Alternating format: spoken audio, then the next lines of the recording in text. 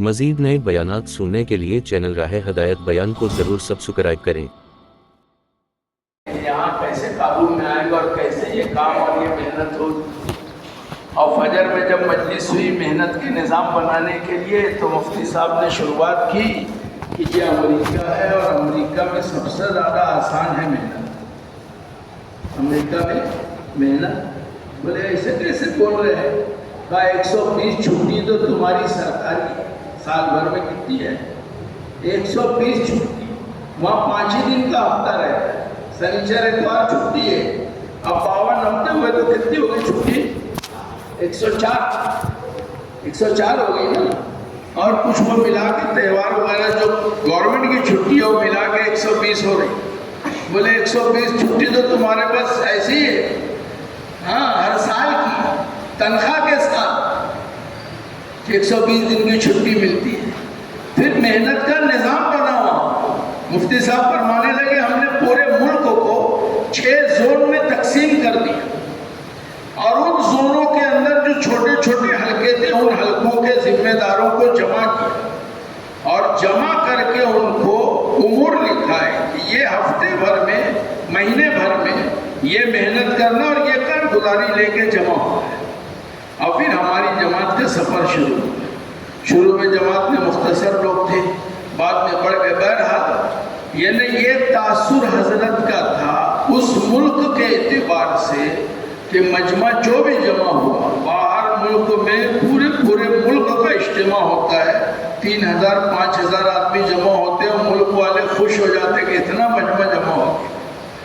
وہاں اتنا جمع ہو جانا بھی بہت بڑی بات رہتی ہے۔ 10,000 جمع ہو گئے تو سمجھ لیں ایک دوسرے کو مبارکباد دینے لگتے کہ اتنے لوگ آ گئے اپنے یہاں۔ وہاں جو مجمع جمع ہوا اس ملک میں تو حضرت کا تاثر یہ تھا کہ اورنگ آباد پیچھے رہ گیا۔ کیا تاثر تھا؟ اورنگ آباد پیچھے رہ گیا۔ جو ہال لیے تھے بہت بڑا تھا، 25,000 آدمی کی کیپیسٹی کا ہال تھا، 25,000۔ امریکہ جیسے ملک میں 25,000 آدمی کو جمع کرنا منہ کا کھیل نہیں ہے۔ اچھا، وہاں لوگ جماعتیں ملی جو 2 مہینہ مستورات میں تھی، مردوں میں تھی، انہوں نے کہا کہ خالی نام ہے، وہاں لوگ پریشان بہت ہیں، ہر چیز کا ان کو بھرنا پڑتا ہے۔ پورا ملک تقریباً اکثر وہ بیشتر جو ہے وہ بینک سے جڑے ہوئے ہیں۔ پورے ملک کی اکثریت پگار آتی ہے، بلکہ وہ سب کٹ جاتا ہے، گاڑی کا، گھر کا، اس کا اس کا، ہاتھ میں تھوڑا سا پیسہ آتا ہے۔ ایک دن کی چھٹی کرنا مشکل۔ مستورات کی جماعت ملی، وہ کہنے لگی کہ ہمارے قیام کا مسئلہ رہتا تھا سنیچر اتوار کے بعد۔ کیوں؟ مگر ایسا تو کوئی گھر نہیں تھا، گھر بہت تھے اور بولے بڑے بڑے گھر ہیں، لیکن میاں بیوی دونوں کام پہ جا رہے تو گھر میں کون رہے گا؟ پھر ہم بولتے تھے کہ بھیا مرد چلا جائے لیکن عورت چھٹی لے لے تاکہ مستورات کے ساتھ وہ رہے تو جماعت ٹھہرے، ورنہ جماعت ٹھہرنے کا مسئلہ تھا کہ دونوں کام پہ جا رہے تو رکھ رہے گا کون گھر پہ۔ خیر بہرحال محنت ہوئی پورے ملک میں اللہ کا فضل سے، اور ایسی محنت ہوئی، اللہ نے ایسا کام کروایا کہ جو 25,000 کیپیسٹی کا ہال تھا اس میں حکومت کی طرف سے پابندیاں تھیں کہ یہ جگہ یہاں ایسی چھوڑنا ہے، ادھر جگہ چھوڑنا ہے، یہاں آپ نہیں استعمال کر سکتے۔ وہ یعنی حفاظتی انتظام کے پیش نظر ان کی یہ ہدایات تھی کہ یہ سب جگہ چھوڑ کے کرنا ہے۔ اور ہمارے ساتھی بھی چونکہ بہت برسوں کے بعد یہ اجتماع ہو رہا تھا تو وہ دونوں کیفیت تھی کہ پتہ نہیں یہ حال بھرے گا کہ نہیں بھرے گا، کیونکہ اجتماع میں تو ہر آدمی اپنے اپنے علاقے میں محنت کرتا ہے، 100% کا اندازہ اس کو ہوتا نہیں ہے کہ کتنے کہاں سے آئیں گے، کہاں سے کتنے آئیں گے اس کا اندازہ نہیں رہتا ہے۔ تو کہا یہ ساتھیوں کی فکر تھی کہ پتہ نہیں حال بھرے گا کہ نہیں بھرے گا۔ پھر ایک پابندی حکومت کی طرف سے یہ تھی کہ یہ حال میں کھانا نہیں پکا سکتے۔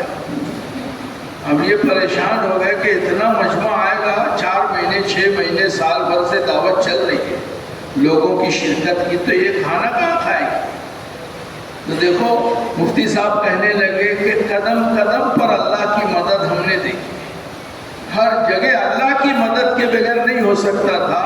کہا ساتھی بیٹھے فکر مند ہو کے، پھر 30 آدمی یعنی مہمان 30 تھے اور ان کی جماعت بنائی۔ پھر جتنے آس پاس گلی محلے میں گھر تھے ان گھر والوں سے بات کیے، ایک ہفتہ پہلے ان کو کچا راشن پہنچائے، ان کو مینو دے دیے کیا پکانا، کب پکانا، کتنے بجے چاہیے۔ 2 آدمی لانے والے طے کیے، 25,000 کا مجمع جمع ہوا۔ جو خالی جگہ چھوڑنے کو بولے تھے وہ سب بھر گئی، سب جگہ بستر لگ گیا۔ لوگ حیران تھے کہ کہاں سے لوگ آ رہے ہیں۔ کہا کہ 25,000 کا مجمع 3 دن تک بغیر کھانا پکائے گھروں سے پک کے آتا تھا اور یہ کھاتے تھے۔ 25,000 کے مجمع کے کھانے کا انتظام 30 آدمی کی جماعت، یہ 2 گھر میں 4 گھر میں ایک گلی میں دے دی، پک رہا کھانا۔ عورتوں کا بھی حصہ لگ گیا اس اجتماع میں، اور مجمع سکون سے کھاتا پیتا رہا اور ساری مجلسوں میں شریک رہا۔ مجمع میں شرکت کرنے والوں کے تاثرات تو ایسے ہیں یعنی ہم اندازہ نہیں لگا سکتے۔ ہم تو جیسے حضرت کی بات سن لیتے ہیں، جاتے آتے رہتے، پھر زبان اپنی ہے۔ ایک تو سب سے بڑا مسئلہ آتا ہے ان کے لیے زبان کا، جو اردو نہیں جانتے تو وہ اتنی بات ان کو اثر نہیں کرتی جو اردو والوں کو اثر کرتی ہے، سمجھ میں آتی ہے۔ اس کے باوجود ان کے تاثرات یہ رہے کہ واقعی ایسی قیمتی باتیں ہم نے پہلی بار سنی ہیں، اور بہت دعائیں دی اور بہت بیچارے قربانی دیے، بہت محنت کیے، یعنی پورا جانے والا عملہ پورا خوش تھا۔ مفتی الیاس صاحب تو خیر کہنے لگے کہ ہر حافظ صاحب کے اوپر حیرت ہوتی ہے، اتنی عمر میں ہونے کے باوجود اور سارے انفرادی اعمال کے ساتھ کسی ایک مجلس میں بھی غیر حاضر نہیں رہے۔ بولے ہم جوان تھک جاتے تھے، وہ نہیں تھکتے تھے، ساری مجلسوں میں رہے۔ 40 کے اوپر آدمیوں کی جماعت مفتی شہزاد کے ساتھ پورے ملک میں چلی۔ وہ کہتے تھے ایک جگہ سے دوسرے زون میں یا حلقوں میں جانے کا فاصلہ بعض مرتبہ 8-8 گھنٹے 12-12 گھنٹے کار سے جانا پڑتا تھا، اور اس میں بھی نظام یہ بنایا تھا کہ کاریں ہم نے کرائے سے لی تھی، کچھ کاریں، اور باقی جو کاریں ان لوگوں نے دی تھی۔ تو ہمارے مشورے میں یہ طے تھا کہ کار تو ان کی ہے لیکن پیٹرول ہم ڈالیں گے۔ تو ہر ساتھی نے اپنا خرچ کیا، کھانا اپنا بنایا ہم نے بعض علاقوں میں بعض جگہوں پہ، تو اس کا ایسا اثر پڑا ہے کہ یار یہ اپنا جان لگا رہے ہیں اور اپنا مال لگا رہے ہیں، خود پکا رہے ہیں۔ ایک دن میں نے فون کیا جس آدمی کو، وہ کہنے لگا کہ دیکھو اس وقت جو ہے اتنا بچا ہے اور میں ابھی دال پکا رہا ہوں۔ امریکہ میں کیا پکا رہے ہیں؟ دال پک رہی ہے۔ دوسرے دفعہ بات ہوئی تو بولے یو کے میں ہوں، یہاں اپنے یہاں رات، وہاں 1 بجے تھا رات۔ بولے ابھی عشاء کی نماز ہوئی ہے اور کھانے سے فارغ ہوئے رات کا 1 بجا ہے، اور 2:30 بجے جو ہے وہ صبح صادق ہے۔ اب صبح صادق ہے، بولے سوتے کب تم لوگ؟ تو بولے 4:30 کی فجر کی جماعت ہے، ابھی ہم بولے 1 بجا ہے، 2-2:30 تک ایسی تھوڑا سا ٹہلیں گے یا قیلولہ یا کچھ اعمال کریں، تہجد پڑھ کے 2 گھنٹہ سو جاتے ہیں، 1-1.5 گھنٹہ 2 گھنٹہ جو بھی مل جاتا ہے، اور اس کے بعد 4:30 کی اگر فجر پڑھتے ہیں، پھر بیان ہے، معمولات ہے، ملاقات ہے، اشراق پڑھ کے اور ناشتے سے جب ہم فارغ ہوتے ہیں تو 7 بجا رہتا ہے صبح، اور اس کے بعد وہی 3-4 گھنٹہ۔ وہ کہنے لگے پورے سفر میں بس یہی معمول ہے کہ جو صبح سو لیے سو لیے، اس کے بعد کوئی آرام نہیں ہے، بس پھرنا ہی پھرنا ہے۔ ایک کی خوشامد کی ہے ان لوگوں نے۔ مفتی صاحب کہنے لگے شاید ہی کوئی عالم چھوٹا ہوگا کہ جس کی خوشامد ہم نہ کر سکے اور اس کو اجتماع میں آنے کی دعوت دی۔ عورتیں، بچے، جوان، بوڑھے، سب کے اوپر ایک الگ اثر اور الگ فضا بنی ہوئی۔ جانے میں، حالانکہ حضرت کے جانے میں دشواریاں تھیں، لوگ اس کوشش میں تھے کہ نہ جائے، ہمیشہ باطل چاہتا ہے، لیکن وہ تو اللہ کا چاہا جو اللہ چاہتے ہیں وہ ہوتا ہے، جو ہم چاہتے ہیں وہ نہیں ہوتا ہے۔ اللہ نے چاہ لیا تو ہو گئے۔ پھر اس کے بعد یورپ کا اجتماع مشورہ ہوا اور وہ بھی اچھا رہا۔ یہ تینوں علاقوں میں کام اللہ کے فضل سے چلتا رہا الحمدللہ۔ اور پھر یہ کارگزاری بہت مختصر کر کے مفتی شہزاد صاحب نے اتنا ہی سنایا کہ وقت نہیں تھا۔ اس مرتبہ نظام الدین میں اتنی مشغولی رہی ہے کہ یہ اجتماعی مجلس ختم ہوتی تھی، مشورے کی مجلس شروع ہو جاتی تھی، وہاں 12 نمبر میں شروع ہو جاتی تھی، پھر وہ عزائم کی مجلس، یعنی صبح اٹھ گئے ہیں تو اب بہت مشکل سے گھنٹہ 2 گھنٹہ بیچ میں ایسا آرام ملا تو ملا، ورنہ پھر وہی رات میں 11-12 بجے آرام ملے۔ تو حضرت بھائی صاحب فرمانے لگے کہ 4 دن میں ہم تھک جاتے ہیں۔ کتنے دن میں؟ 4 دن میں تھک جاتے ہیں۔ 2 مہینہ گئے مئی جون میں، تو مئی جون کی گرمی ابھی بھی ایسی گرمی تھی، یہاں تو موسم ہاتھ مار لے لوگ بیٹھے رات میں چادر اوڑھ کے سوئیں گے، اور وہاں یہ حال تھا کہ پسینہ رکا ہی نہیں 3 دن، اتنی شدید گرمی تھی۔ اور اس میں نیند بھی جو وقت نیند کا ملتا تھا بس وہ ایسا تھا کہ لیٹے اور سوتے۔ بھائی صاحب فرمانے لگے کہ حضرت کا معمول یہ ہے کہ روزانہ 3 گھنٹے 2.5-3 گھنٹے سے زیادہ آرام نہیں ملتا۔ 2 مہینے میں جاتے ہیں، 2 مہینے میں ساتھی بولتے ہیں بہت مشکل ہے، کیسے رہ کے اپنی عادت نہیں ہے۔ مولا ہم 2 مہینے میں 5 دن کے جوڑ میں تھک جاتے ہیں، یا زندگیاں گزر گئی ہے، زندگی گزر گئی ہے۔ اللہ کا شکر ہے کہ اللہ پاک نے حضرت کو ایک ایسا عملہ دے دیا ہے جو تقریباً 70% کام سنبھال دیا ہے۔ مولانا یوسف صاحب نے 70% قریب کام، تجویز کا، مشورے کا، اپنے سارا نظام دینی اور عصری طلبہ کا، یہ سارا الحمدللہ اللہ کے فضل سے۔ دیکھو کام اللہ کا ہے، جس کو قبول کر لیتے ہیں اس کو صلاحیت نہیں ہے تو دے دیتے ہیں، صفات دے دیتے ہیں، خوبیاں دے دیتے ہیں۔ یہ اللہ کی طرف سے ایک بہت بڑا انعام ہے۔ واقعی اپنے آپ کو قبول کروانا کام قبولیت سے ہی چلتا ہے، صلاحیت سے نہیں چلتا، علم سے نہیں چلتا، قربانی سے نہیں چلتا، بلکہ کس سے چلتا ہے؟ قبولیت کے بعد پھر وہ قربانی میں آدمی پھر چلتا ہی رہتا ہے۔ ایک آدمی کا ایک ملک میں طے ہوا تو مجھ سے کہنے لگے بولے یار دیکھو ابھی طے ہوا ہے، مولا یہ اللہ کی طرف سے ہے۔ کس کی طرف سے ہے؟ یہ کام میں مخلوق کا کوئی عمل دخل نہیں ہے آگے بڑھانے میں اور پیچھے کرنے میں۔ اس کام میں کسی مخلوق کا لگانے والے کون ہیں اور ہٹانے والے کون ہیں، تو چلانے والا کون ہے؟ اللہ ہے۔ یہ سیدھی بات ہے۔ تو میں بولا کہ جب اللہ کی طرف سے قبولیت اتر گئی، حالانکہ یہاں اس مجمع میں ان سے زیادہ صلاحیت والے، قربانی والے، عمر والے، تجربے والے، علم والے موجود ہیں، لیکن قبولیت ان کے لیے اتر رہی ہے، تو کیا کریں گے تم؟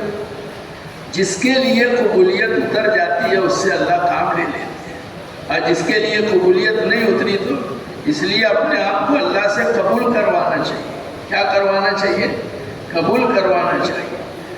کہ یہ یعنی ایک فرد کی فکر اور غم اپنی ساتھ ہے۔ حضرت نے کہا کہ اپنے معمولات کی پابندی بھی ہوتی رہے، تسبیح، تلاوت اور نوافل کا اہتمام ہے، نمازوں کا اہتمام ہے۔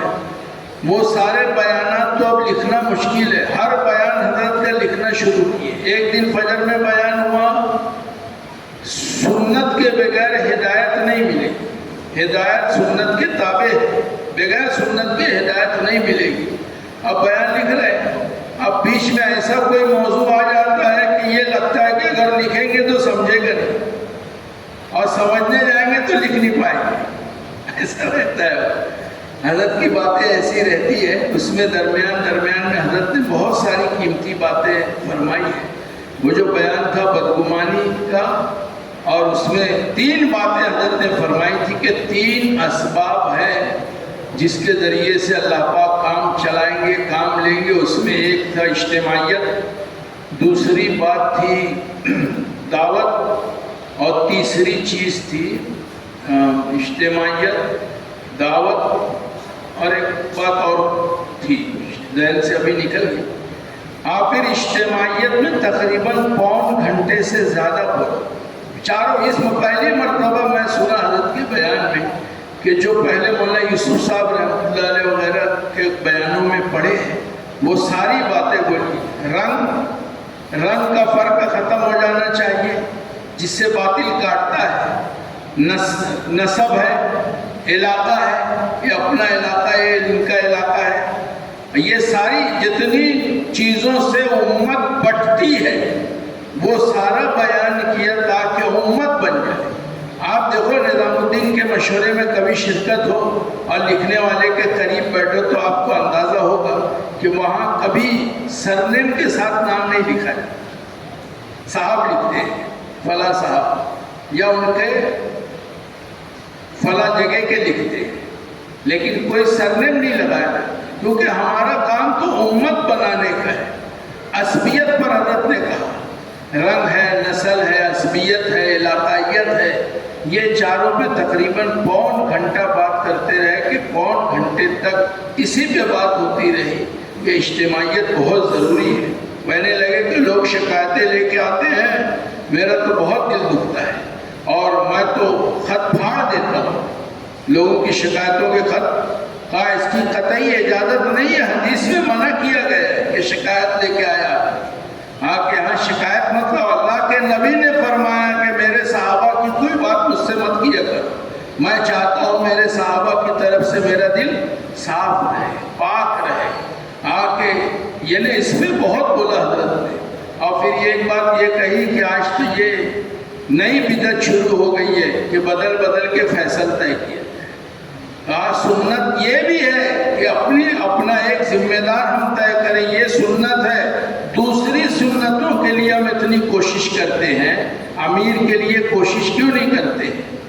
وہ بات اصل میں حضرت کی باتیں پورے مجمع کے لیے ہوتی ہیں. بعض علاقوں کے مسائل انفرادی اجتماعی آتے رہتے ہیں تو اس کی روشنی میں سب کے لیے حضرت کی بات ہوتی ہے کہ کہیں ایسا مسئلہ ہو تو وہ اس میں سے ان کو مل جائے، یعنی سمجھ میں آ جائے. ایسی حضرت کی باتوں پہ بہت ساری باتیں یہ تھیں. بلکہ مولانا عبدالستار صاحب کہ بیٹا بس اب ختم، تم جو بولا جب ختم کر دیں گے بس آ جانا. ایسے ہی لے کے جاتا ہو تھوڑی دیر. کب تک کرنے کا وہ 7 بجے تک گھبرا گئے سب. چائے کا تو رہ جائے گا معاملہ. گاڑی اپنی گائے سے چلتی ہے، بولے ذکر سے نہیں چلتی، چاہ سے چلتی ہے. گائے